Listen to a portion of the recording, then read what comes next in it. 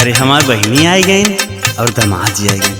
आओ भैया, आओ बैठो, आओ। यहाँ हम बैठे तोरे यहाँ ना है अपन बिटिया अपन नतनी सम्हारा। अगर हमका दान दहेज दे होता ससुरारी हम साइकिली साइड तू बैठावत है हमका। अरे बाबू ऐसे जिन बोला। अरे पिया ई का बोला थे यार, हमें कहा तो का नैहरे लेके चला थे। अरे नैहरे लेके चलत हैं, अगर हम इतना बहाना मार तो लाइट न तो औती ना। अरे पिया धोखा किया ना। धोखा ना सही कि तोर बापो धोखा हमका देहे बा और हम छोड़ के जात है और तही रे देखे अपन लड़का बच्चा। अरे नहीं पिया हमार बात सुना। सुना सुना का बात है। कर ले या रजिया पिया दोनों हाथ जोड़ी के। कर ले या रजिया पिया दोनों हथवा जोड़ी के। जनी जबला मुआ हमका नैहरे में छोड़ के। जनी जबला मुआ हमका नैहरे में छोड़ के। जनी जबला मुआ हमका नैहरे में छोड़ के। कर ले या रजिया पिया दोनों हथवा जोड़ी के। जनी जबला मुआ हमका नैहरे में छोड़ के। जनी जबला मुआ हमका नैहरे में छोड़ के। जनी जबला मुआ हमका नैहरे में छोड़ के। अब तू अपने माई बाबू के यहाँ रहा ही हम जात है। हे पिया के हम नैहरे में बीतत पिया। अब बीतत ना बितावा नहीं हम का करबू। अब ही तमाई बाबू बाटन सहारावा हो। बाट सहारवा हो, बाट सहारवा हो, बाट सहारवा हो, बाट सहारवा हो। कुछ दिन बाद हुई है भैया के बियाहवा हो। भैया का बियाहवा हो, भैया का बियाहवा हो, भैया का बियाहवा हो, भैया का बियाहवा हो। अब ही तमाई बाबू बाटन सहारावा हो। कुछ दिन बाद हुई है भैया के बियाहवा हो। बोलिया कु बोलिया बोली है भौजी अंगूरी फोरी के। बोलिया कु बोलिया बोली है भौजी अंगूरी फोरी के। जनी जबल मुआ हमका नैहरे में छोड़ के। जनी जबला मुआ हमका नैहरे में छोड़ के। जनी जबला मुआ हमका नैहरे में छोड़ के।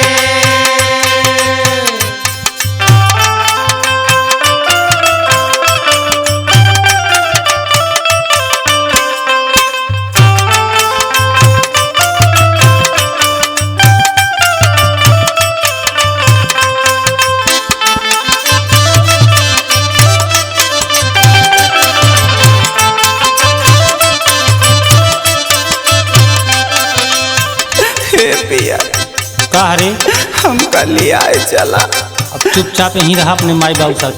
हम नौकरानी बन के रहा पिया लिया चला। ये कुल तुमका पहले सोचे के रहा। केतनो सतई बापिया रहब हम सांगवा हो।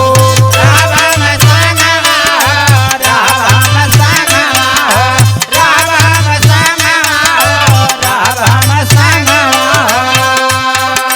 रहब बीमार तबो करो घर के कामवा हो। करब घर के कामवा हो, करब घर के कामवा हो, करब घर के कामवा हो, करब घर के कामवा हो। केतनो सतई बापिया रहब हम सांगवा हो। रहब बीमार तबो करब घर के कामवा हो। धोई बचरनिया तो हर अपने हम लोर से। धोई बचरनिया तो हर अपने हम लोर से। जनी जबल मुआ हमका नैहरे में छोड़ के।